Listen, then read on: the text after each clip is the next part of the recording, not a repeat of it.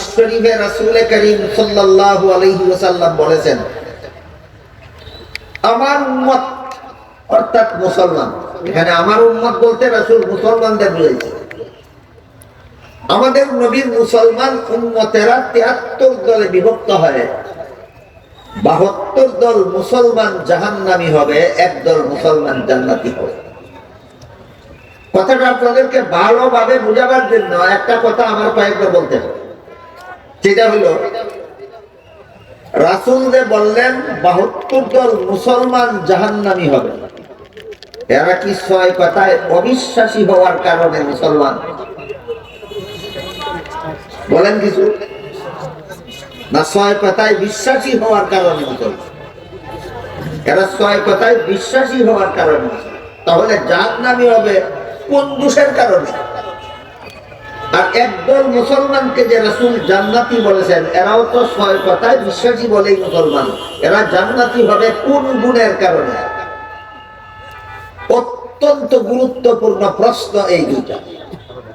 হাদিসে যে আল্লাহর রাসূল বললেন ৭২ দল মুসলমান জাহান্নামী হবে, এরা ৬ কথায় বিশ্বাস করার কারণেই তো এরা মুসলমান, জাহান্নামী হবে কোন দোষের কারণে? আর একদল মুসলমান জান্নাতি হবে, এরাও তো ৬ কথায় বিশ্বাসী বলেই মুসলমান, এরা জান্নাতি হবে কোন গুণের কারণে?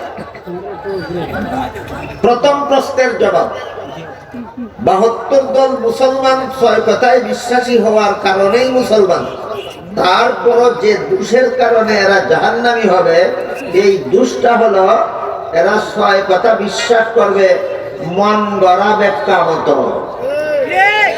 এই কথা জীবন ভর সমস্ত মুসলমানের মনে রাখা দরকার।